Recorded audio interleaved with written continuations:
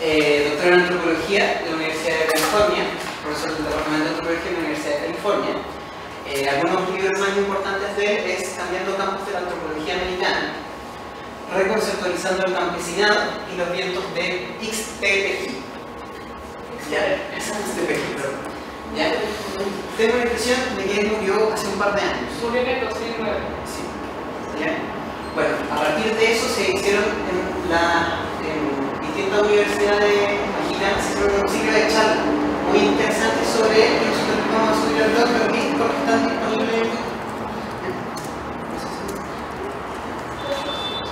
El texto que nosotros vamos a leer es, bueno, de la mano invisible al pie invisible, ¿no? Esta metáfora entre la mano invisible de Adam Smith y las teorías de la estructura y el estudio antropológico de la migración y el desarrollo. ¿Ya? Ahí me bueno, para partir, lo que nosotros queríamos introducir más o menos es, por así decirlo, partir desde el texto, que es lo que se retoma desde el texto anterior, que es el de Bob. ¿Ya?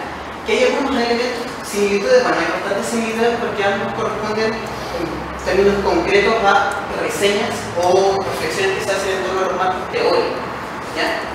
Uno de los más importantes, bueno, o similitudes que hay entre ambos textos es que parte que los estudios migratorios en antropología son vistos como secundarios entre otros fenómenos. ¿Ya? ¿Qué quiere decir esto? Que los estudios migratorios en antropología parten de teorías sociales generales, ¿ya? De teorías sociales generales que responden también a otros fenómenos, en el caso de la migración, en el caso de la industrialización, en el caso del urbanismo. ¿Ya? Se asocia a la migración con estudios sobre desarrollo principalmente, y se entiende la migración como el movimiento de países subdesarrollados a desarrollados. ¿Ya? Esta idea de que está muy marcada, sobre todo en los paradigmas más modernos, que va desde la idea de que las personas en periferias o en países subdesarrollados migran a países desarrollados con el fin de mejorar su situación. ¿Ya? Aparte de esto, que tiene en similitud con el autor de la semana pasada, que me problematiza. Los estudios migratorios se relacionan con problemáticas de urbanización, industrialización, agricultura, estructura familiar, roles de género e ideología. Pero en sí mismo es muy difícil encontrar, por así decirlo, un marco teórico, una arquitectura teórica propia de la migración, al menos hasta este punto. ¿Ya? Entonces él va a hablar de al menos tres teorías o tres cuerpos teóricos que ayudan a comprender la migración. Los dos primeros son teorías generales o teorías económicas que no tratan la migración directamente, y el tercero trata de generar un cuerpo específico de la migración. ¿Ya? Los dos primeros son la teoría desde la modernización, y el segundo es la teoría de la dependencia. El tercero es la perspectiva de la articulación. ¿Ya? Vamos a partir conversando un poco sobre la migración desde la teoría de la modernización. Y bueno, yo creo que antes, y para creo que es súper importante entender el contexto del cual ya nos empieza a hablar. En la introducción él menciona, y considero que es bien importante, analizar que él empieza a darnos una idea de que en el ámbito legal en Estados Unidos se estaba discutiendo mucho la migración ilegal de México, y en Europa lo que significaba como la migración de Europa oriental a occidental, y eso realmente es lo que empieza a mover las aguas muchísimo en este ámbito también de las ciencias sociales, a darle otra connotación. Entonces yo creo que es muy importante empezarnos como a situar en este momento, y no sé, a las personas que empezaron a leer el artículo y lo concluyeron, hay algo como extremadamente común en términos de que Kearney habla muchísimo de investigación social, antropológica, pero específicamente en África, en Europa Oriental, Occidental, pero muchísimos estudios en México. O sea, de hecho, toda la confrontación que él empieza a hacer desde la migración como modernización, justamente es la confrontación de dos teorías que se dan con el análisis de la migración mexicana hacia Estados Unidos. Yo creo que esto es bien importante porque es como muy interesante conocer el contexto en el cual resulta que México, la Ciudad de México, es la cuarta urbe más poblada de actualmente, de todo de todo el mundo. Las tres primeras urbes son asiáticas, que ya podemos comprender como otra dinámica poblacional en Asia, pero resulta que esto va a ser bien interesante porque en este momento, en la primera mitad del siglo XX, vamos a ver mucha migración campo-ciudad, y que de eso nos habla primeramente las teorías de la migración como de tendencia, pero de la migración como modernización. Y vamos a ver que muchísimas de las áreas rurales de México van a ser, con su migración a la ciudad, lo que va a constituir que actualmente en México haya 20 millones de personas y también este salto migratorio de Ciudad de México o de diferentes urbes de México que van hacia California. Yo creo que tampoco no es un dato como nada, nada considerable que Kearney es de la Universidad de California, de Berkeley, de Riverside, y también, por ejemplo, Robert Redfield también es de la Universidad de California. Y resulta que actualmente en California hay una migración de 30 millones de personas con ascendencia mexicana. Eso es increíble, y 10 millones que nacieron propiamente en México. Es increíble de verdad como este tipo de flujos migratorios, ¿no? Entonces es como la primera, no sé, como que a lo mejor este contexto nos va a ayudar mucho. Yo propiamente soy hija de padres que emigraron de diferentes estados de México a la Ciudad de México, ¿no? Y poblando así la ciudad, y después vamos a ver cómo este tipo de migración y el salto que va haciendo de Ciudad de México, de diferentes ciudades hasta California, tiene como un cambio metodológico y teórico que nosotros vamos a ver en el artículo, ¿no? Pero ese era como el contexto en el cual podemos iniciar. No sé si alguno de ustedes quiera compartir alguna experiencia o alguna también perspectiva que haya visto en este contexto. Entonces, vamos a iniciar. Bueno, algunos elementos antes de la conversación sobre las teorías más relacionadas con la modernización. Estas surgen o toman fuerza principalmente en los años 50 y 60, después de la en el estudio de las migraciones post-Segunda Guerra Mundial. Se basa más que nada en las teorías neoclásicas, las teorías más liberales sobre economía, que ponen en el centro de la discusión, en el centro de la unidad, por así decirlo, como analítica, al individuo y sus decisiones, ¿no? Por algo le llaman más bien como estas teorías más psicológicas, con un enfoque un poco más psicológico, que la idea es observar la toma de decisión desde el individuo, ¿no? Entonces, desde esta perspectiva, ¿ya? Lo que se observa, o uno de los elementos que se observa, o uno de los sustentos que tiene esta teoría es efectivamente el cálculo racional, ¿no? Cómo los individuos consideran a partir de sus propias condiciones y en comparación con las condiciones del país o de la localidad, porque puede ser dentro del país también, pero específicamente fuera de en otros países, cuáles son las condiciones que me permitirían, por así decirlo, mejorar mi calidad de vida, mi condición de vida, principalmente en términos de trabajo o de salud, ¿ya? Esto es lo que habla más o menos esta teoría, ¿ya? Existen algunos desarrollos posteriores, ¿ya? En donde el análisis se expande desde la unidad, por así decirlo, individuo hacia la familia, ¿ya? Y queda consolidada en la familia. Y dentro de los, por así decirlo, dentro de los antropólogos más importantes que leyó o que dieron, por así decirlo, sustento a esta teoría, se inscribían en la Escuela de Chicago, ¿no? La Escuela de Urbanismo de Chicago, que también es la Escuela Criminológica de Chicago, que es Robert Redfield, ¿no? Y bueno, justamente con Robert Redfield vamos a ver, y lo plantea muy bien Kearney, como esta conceptualización de la idea de modernización como esta dicotomización súper victoriana en términos de que empieza a ver como completamente en polos opuestos lo que es las sociedades tradicionales y las modernas, lo urbano, lo rural, como el indígena, el bárbaro con el individuo civilizado, ¿no? Y inmediatamente cuando empezaba a, no sé, como realmente esa idea de la modernización victoriana es como la idea del Vietnam, como las fotos que están después de haber migrado a Inglaterra, empieza a tomar té y hablando inglés, ¿no? O sea, como el individuo, justamente que por la migración lleva el progreso también a su lugar de origen y él mismo como que cambia totalmente de ideología y empieza a tener como esa perspectiva más desarrollada. Prácticamente plantea que este tipo de sociedades y y este tipo de migración, campo-ciudad, de ciudades tradicionales a las modernas, que son como un cambio absoluto y deja el individuo que migra, deja detrás absolutamente como esta vida anterior y va dirigida al progreso, ¿no? De hecho, Redfield justamente empieza a establecer el término del continuum folk urbano en términos de que él empieza a hacer investigaciones en México, en Tepoztlán, y él también en Tepoztlán y en Yucatán. De hecho, en el texto se cita un libro muy famoso de él, es de Folk Culture of Yucatán, en donde él plantea que la migración, o sea, Yucatán es una ciudad sumamente con presencia maya muy fuerte, o sea, con una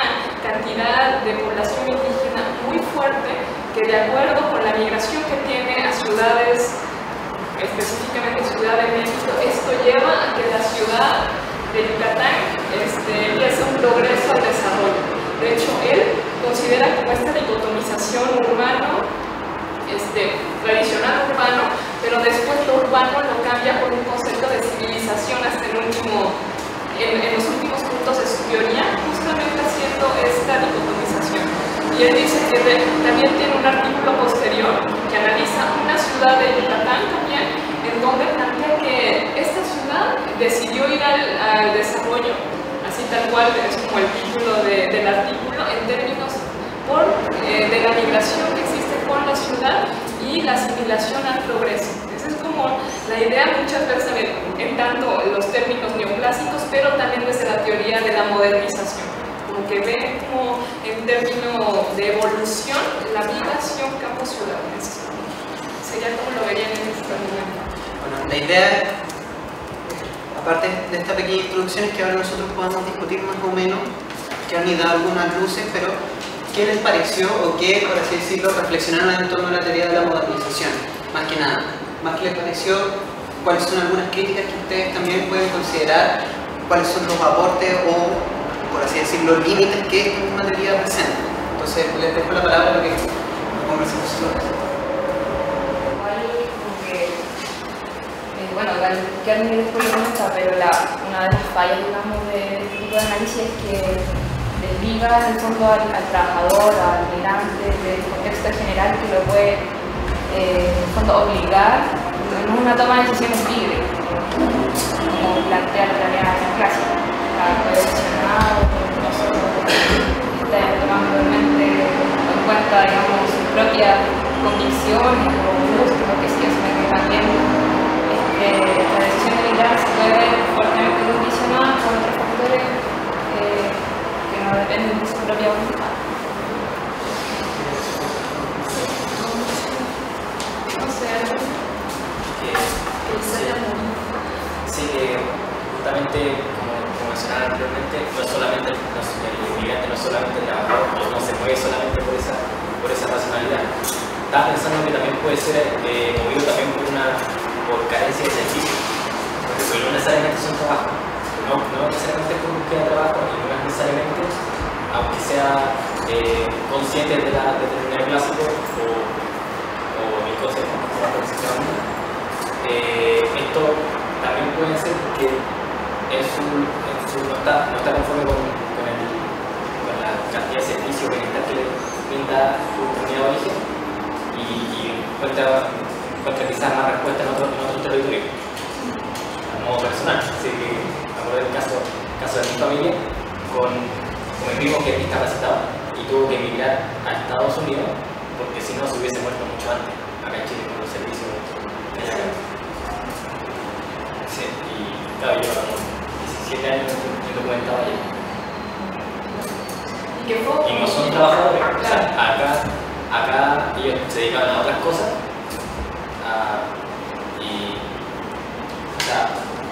ella cambió totalmente su ocupación laboral según las necesidades locales, pero no era esencialmente un trabajo lo que nos movió finalmente. Sí, claro, o sea, hay una diversidad de motivos que también eso lo vamos a ver hasta como las condiciones políticas, económicas y también como esa idea como del estado de bienestar. Bueno,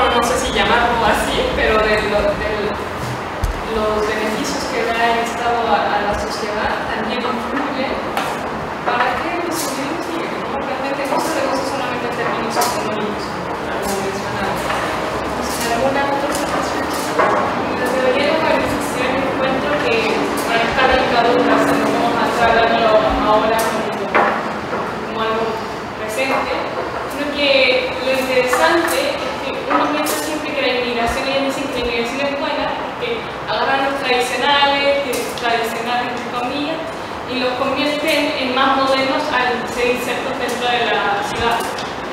Pero el problema es que hoy día hablando con mi abuelo y le dije, Juan, ¿tú qué crees sobre la migración? Y me dio una respuesta bien clara, que hay migrantes que son productivos para la economía, como lo que ellos piensan, pero también hay migrantes, como uno decía, que no vienen por la economía, que no vienen a ser productivos, como pasa que en el caso de Estados Unidos muchos mexicanos que van allá no van a ser productivos con la economía capitalista, sino van por el narcotráfico y terminan en la cárcel. Entonces es contraproductivo a veces la migración, y eso es lo que no se dan cuenta, que a veces y tampoco quieren cambiar. Ellos no se migran para sernos modernos, sino por necesidad o por estar muriendo de algo, por política. Claro, y acabas de retomar un punto que de hecho se menciona en esta misma parte del artículo, donde menciona que estos primeros postulados neoclásicos y de la teoría de la modernización, que veían primeramente a la migración como un bien, en términos de que era el equilibrio y tanto se beneficiaban como las sociedades de destino, también llegaba el progreso a las sociedades de origen, pero finalmente con el paso del siglo XX y los problemas de sobrepoblación en las ciudades se fueron dando cuenta que empezaban los problemas.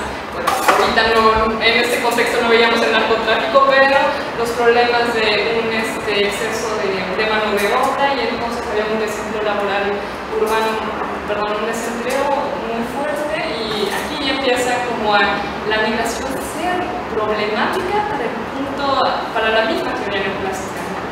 Y bueno, ya no me imagino el narcotráfico como lo habrá visto. También pasa que esta migración, esto lo habla también en el texto, que cuando más se migra, más se van a la ciudad, también está quedando estos lugares sin trabajadores. Entonces esto es lo que pasa acá en Chile. Que la fuga de cerebros también. La verdad del fallecimiento.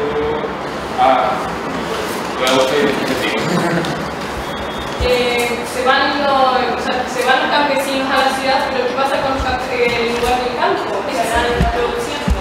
Y al final es contraproductivo, porque lo que pasa acá es que no hay campesinos, hay mucha gente en la ciudad que no tiene trabajo, que no quieren volver, que ya no quieren ser campesinos. Él también dice eso, que la gente empieza a perder como la necesidad de ser campesino y que quieren quedar en la ciudad, aunque están en paupérrimo, no sé, pero ¿qué es la verdad? Sí, y eso se ve después en la ideología. Sí, migración. Como capital cultural, eso también es extensión. Es que la migración sí, como está como un capital cultural de una u otra forma, y por ejemplo, lo veíamos la sesión pasada en la teoría de la causación acumulativa. Que el migrante cuando migra ve la migración como, en términos de conocimiento, como un plus para su experiencia personal, y eso lo puede llevar a seguir migrando constantemente por la propia experiencia migratoria esta como aprendizaje, es como positivo desde ese punto de vista, y cambia totalmente la ideología de la persona. O sea, yo en realidad me parece interesante que como que con referente empírico de alguna manera como que problematiza esta construcción de la teoría de la modernización, este supuesto. Como justamente de que dice que muchas veces los aprendizajes que adquieren en los países receptores en realidad después al volver no son nada aplicados. En realidad en el fondo, por decirlo así, implica realmente un progreso para el. Y también el sentido que tampoco muchas veces tiene esa racionalidad de que en el fondo de que los ingresos que se tienen en este país y que estos se envían son reinvertidos por la comunidad de origen. Entonces como que de alguna manera yo encuentro que hay empíricamente da hartos elementos como para de alguna manera refutar o complejizar, digamos, los supuestos que. Sí, claro.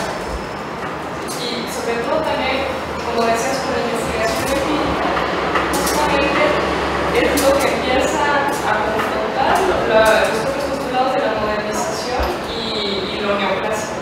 De hecho, por ahí, bueno, ahorita voy a retomar como este argumento para tomar la siguiente parte de la propia crítica que hacen a la modernización y a lo neoclásico. Pero no sé si alguien tenga otro. Sí, que habla de la sociedad, una sociedad originaria que se mantiene y destruye a la vez. Eso lo dice, con lo que tú decís, que claro, que se mantiene por un lado como con significa la sociedad produce valor de los beneficios imperialistas y se destruye por la privación del fin de los medios de reproducción del mismo en el capitalismo. Porque se fueron, generaron en otro lado producción, pero se fueron los que mismos producían, que podrían haber producido capital dentro de su lugar de origen. Claro, la creación y instrucción contra la. Lo que sí quería decir que igual es importante, o sea, aparte, creo yo, y claro, por supuesto que está súper obsoleta porque el mayor problema que encuentro yo de la teoría económica en general, no solamente la teoría de la organización, es que claro, el principio fundamental de ello es para generar su modelo, para comprender la realidad, es el ceteris paribus, o sea, decir que esto y esto, pero todo lo demás constante. Entonces, claro, es súper fácil minimizar, o sea, llevar a cero el efecto de todos los factores y decir ya, o sea, yo como oferente, tú como demandante, se conoce y te acuerdo ya, y esto tanto es la migración versus cuánto dejo migrar, no sé, no era curva.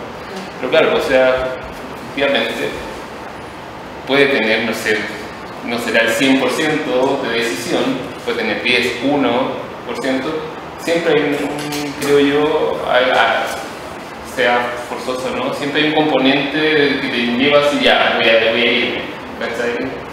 Pero claro, lo que te lleva a decir que la teoría está como obsoleta es decir, hey, claro, todo esto funciona bien, es decir, en un modelo, pero tú has dejado de lado todo esto, entonces claro, centrarte también en lo que pasa, por eso después la aborda todas las otras corrientes para ver, claro, cuál es el contexto, de dónde él está saliendo y cuál es el contexto, sobre todo también donde él está pensando ir, las redes de producción también, como la tercera, más que nada, la que él propone mencionar, la articulación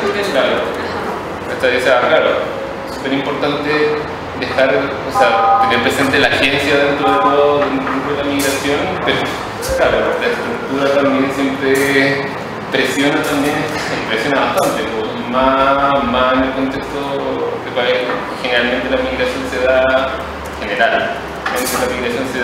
en contextos forzosos, forzoso desde distintos, forzoso puede ser muchas cosas, desde lo que comentaba el compañero del tema de salud, de su primo, a buscar mejor trabajo, etcétera, lo que sea. Siempre presiona, siempre. Igual tiene que haber esa, creo yo también esa, pero... Bueno, eso lo vamos a ver posteriormente, ¿no? De que se ve como la migración como un proceso forzoso, que también claro. menciona su ¿no? Pero también sí, es una forma también de ver. Claro. No sé si alguien más tiene...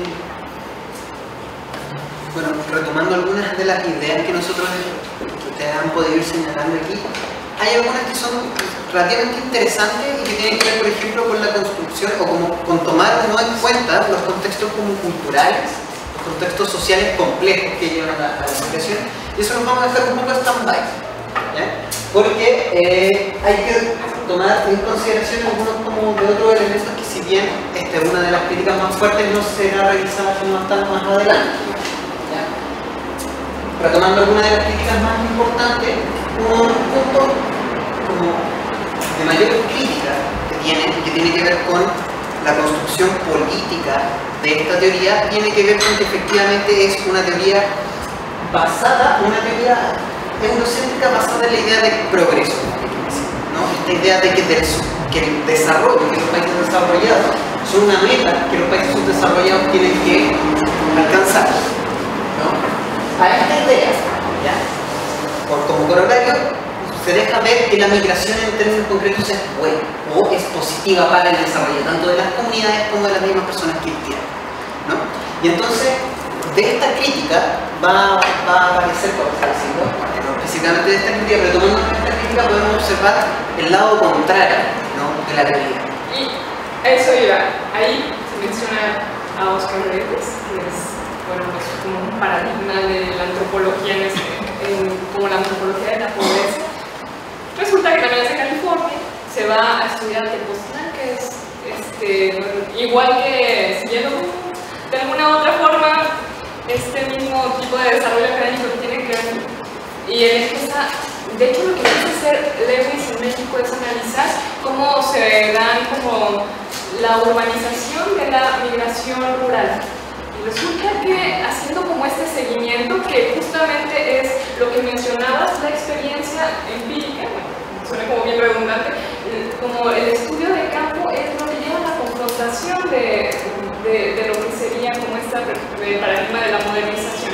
Entonces, Oscar Lewis lo que hace justamente con estudio de campo, viendo cómo se va moviendo los flujos de migración urbana, rural o al urbano, empieza a ver que se empiezan a sentar en vecindades. No sé si aquí se entienda como el concepto de vecindad, pero justamente él con esta perspectiva de que este cambio que empieza a hacer su estudio y que ya no nada más estudia los asentamientos de la migración urbana a lo rural, empieza a estudiar específicamente las vecindades, y por ahí hay un libro, no sé si se lea mucho acá, pero se llama Los hijos de Sánchez, que es como increíblemente una confrontación a todo lo que está diciendo Robert Redfield, en términos de que resulta que esta migración no necesariamente tiene que llevar el progreso, ¿no? Y también no sé cómo ustedes lo conciban, porque justamente con él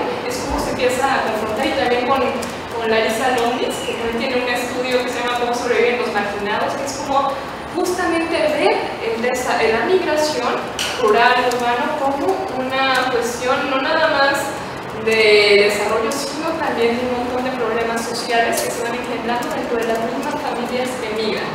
¿Ustedes cómo ven eso? Como la confrontación que se empieza a ver justamente desde los estudios de campo.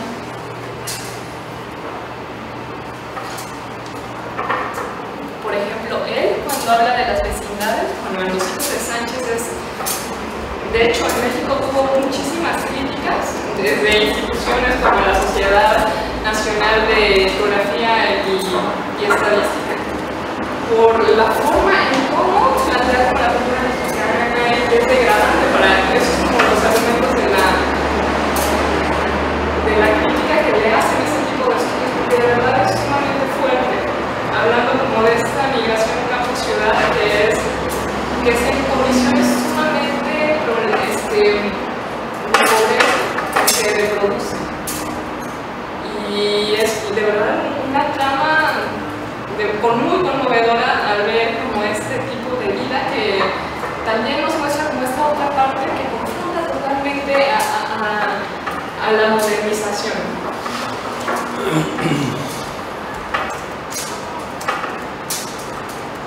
De hecho, ahí en el texto menciona, Robert Redfield dice que la migración lleva a un progreso ininterrumpido, y con Oscar Lewis se empieza a ver cómo la migración, cómo se empieza a analizar la migración sin modernización. Entonces es como el cambio que empieza a confrontar este tipo de paradigmas que empezamos a ver.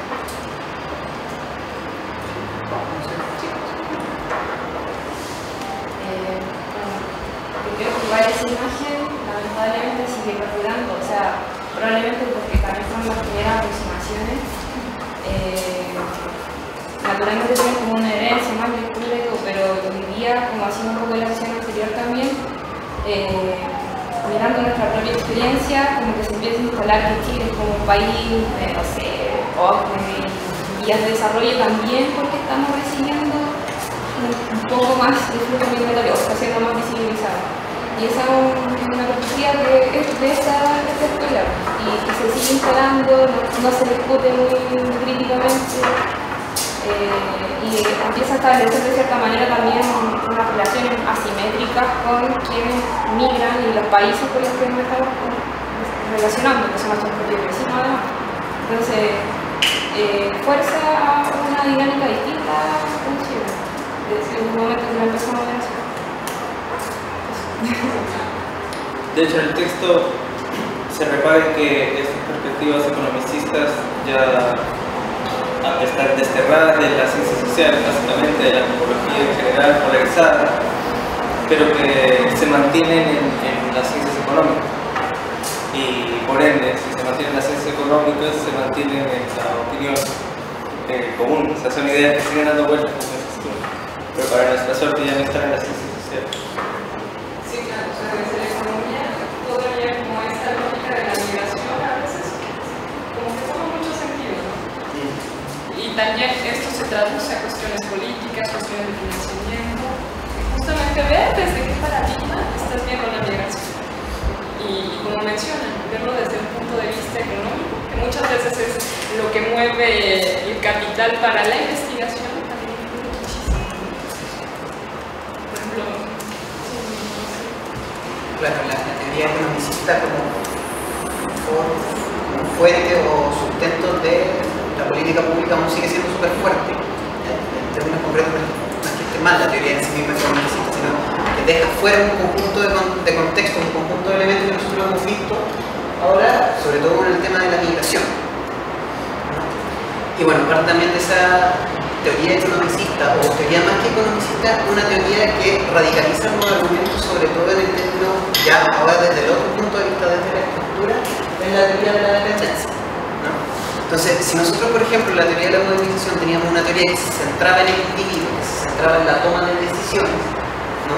En el espacio micro, de la microeconomía, lo que tenemos en la teoría de la dependencia es todo lo contrario.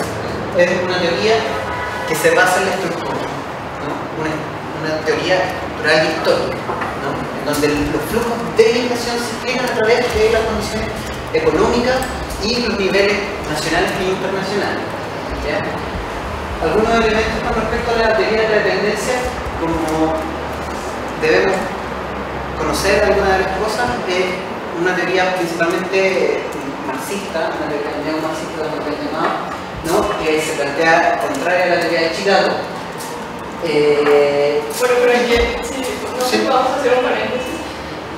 En el texto también, y no sé qué les parece, decían, la asimilación de la teoría de la dependencia desde Norteamérica muchas veces es como vista la propia teoría neoclásica, pero al revés.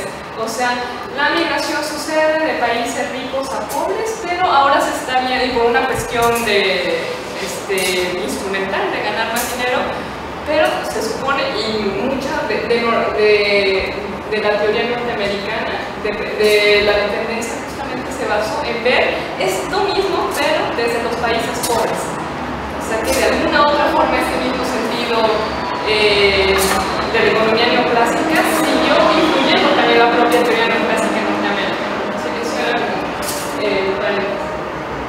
bueno, en esta teoría, si bien sigue existiendo, por así decirlo, una cierta dualidad, ¿no?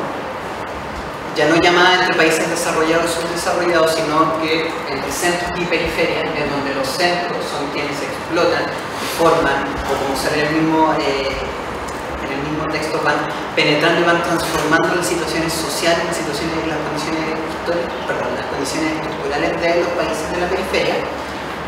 Lo que señala aquí es que no es que sean dos países completamente separados, sino que son parte de un mismo sistema. No hay que un sistema, que después con la teoría del sistema mundo lo vamos a ver, que se va a radicalizar este sistema capitalista global, ¿no? Y la idea es que, bueno, a partir de esta idea, ¿no? Donde el centro es quien explota, es quien, por así decirlo, se lleva el plusvalor, ¿no? Desde las periferias, es que se considera una teoría de la migración, ¿no? En donde más que ser un progreso, por así decirlo, más que ser algo beneficioso, algo positivo para las condiciones migrantes de las comunidades de origen, estas se van, por así decirlo, es más que nada una limitación, ¿no? Entonces, y que perpetúa la dependencia constantemente. Aquí entre los antropólogos más importantes que van a aplicar la teoría de la dependencia está Shoemaker en el 73 y en el 75, quien es un antropólogo que observa desde esta teoría y va, por así decirlo, rechazando la teoría moderna, por así decirlo, estableciendo cómo la ruralidad va empeorando sus condiciones y cómo los migrantes, por así decirlo, en esta migración van generando, por así decirlo, un retroceso de sus comunidades de origen en pos de un beneficio que reciben por así decirlo, el imperio, que reciben los centros. Y bueno, también es bien importante como entender, no sé qué les parece a ustedes, desde la propia teoría de la dependencia se ve al migrante como, oye, ese pobrecito migrante de un país desarrollado que está migrando porque necesita mejores opciones de trabajo, y se reduce totalmente como la experiencia migratoria a esta concepción totalmente instrumental para buscar una mejor vida económica, ¿no? También ese es un problema de que las dependencias, la teoría de la dependencia es también un perfil de migrante que quizá también puede ser muy reducida porque ve al individuo como el explotado que está también migrando para obtener una mejor vida, y reduce prácticamente, y en el lugar destino también es explotado y la pasa como en una relación de subalternidad constante, ¿no? Y esto también puede ser muy cuestionado, ¿no? O sea, pero es como el perfil general del migrante desde la dependencia. Bueno, dentro de esta teoría, la radicalización, por así decirlo, de esta teoría es la teoría del sistema mundo, que también trabaja con la idea de centros, periferia y semiperiferias, donde las periferias son explotadas o, por así decirlo, se les extrae su valor desde los centros. Y desde la teoría de la migración, cuando se trabaja con esta teoría, lo que se observa principalmente es cómo los flujos de capital, por así decirlo, se van relacionando con los flujos del trabajo humano, ¿no? Uno de los puntos más interesantes que van a señalar desde esta teoría es que la migración, por así decirlo, o más que nada, ¿sí? La migración es la forma que tiene el sistema capitalista, ¿no?, de generar, o por así decirlo, de coexistir con, ¿no?, esta ruralidad con estos sistemas no capitalistas, en donde se produce y se reproduce la fuerza de trabajo como mercancía, pero que se las va a apropiar desde la migración, ¿ya? Ese es uno de los puntos más interesantes con los que van a trabajar, ¿ya?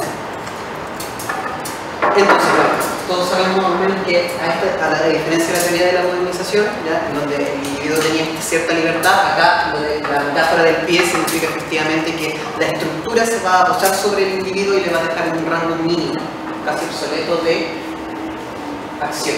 Por lo que, por así decirlo, las explicaciones de los flujos migratorios se van a dar por condiciones estructurales, ¿ya? Sabiendo eso, nosotros nos gustaría que ahora conversáramos un poco sobre la teoría de la dependencia desde su punto de vista. ¿Qué fue lo que ustedes consideraron como una limitante, o más que bien también puede ser como un aporte de esta teoría?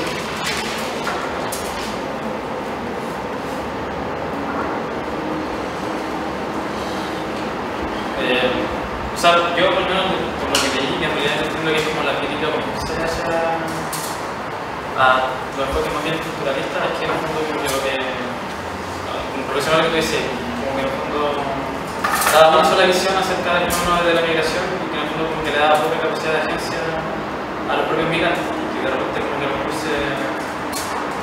se tensaba mucho la discusión como hacia la explotación del mismo lugar, y a lo mejor como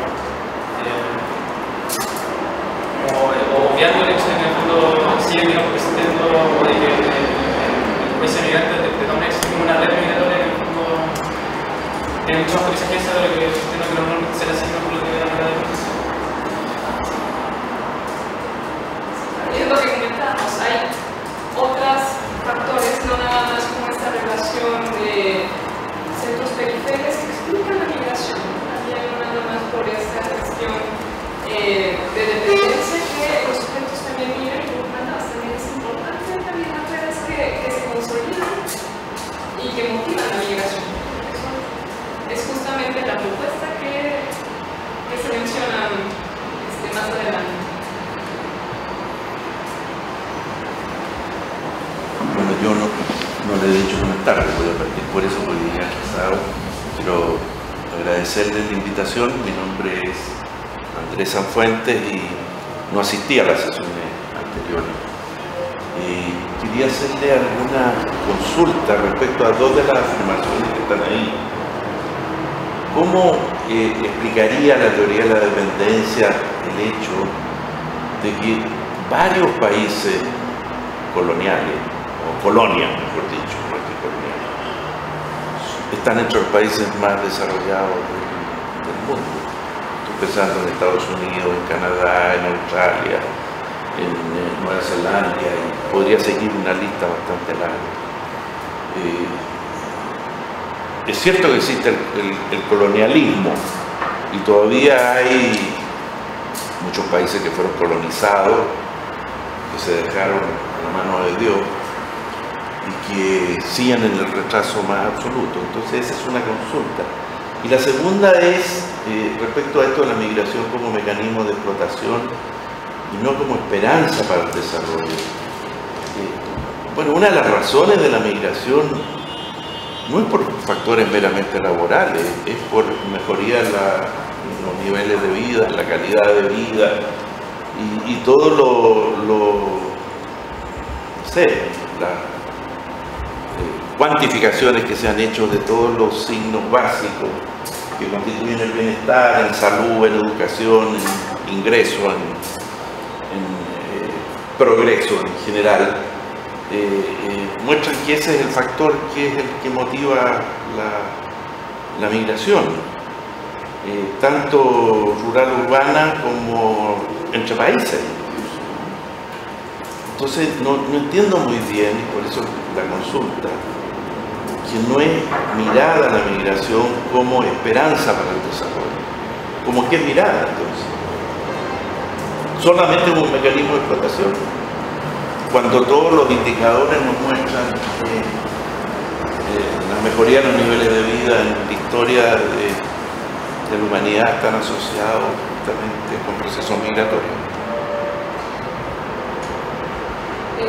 Bueno, justamente, y de hecho lo veíamos, bueno, no sé, pero Bob Sutil lo menciona muy bien, en términos que justamente la migración, y retomando a Marx, por ejemplo, de Estados Unidos, esa migración consolida de alguna otra forma como la construcción estructural de la sociedad y también económicamente. O sea, realmente, como mencionaba, desde ese punto de vista también la migración se torna como ese potencializador económico, que el ejemplo máximo es Estados Unidos, que de colonia y con la migración europea se consolida en una muy fuerte potencia económica.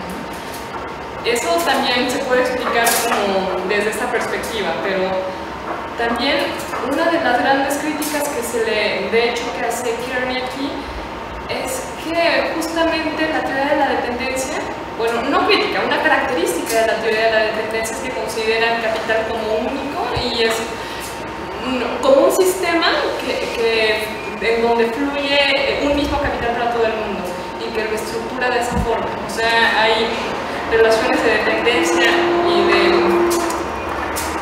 y de dominio en estos términos, pero que se estructuran dentro de un sistema con una lógica mundial.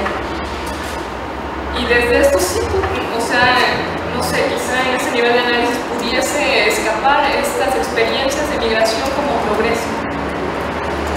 Pero también hay que ver como casos muy particulares que se ve que puede surgir con Estados Unidos, ¿no? Que como Marx ya más o menos lo esbozaba, que la migración consolida una potencia económica también.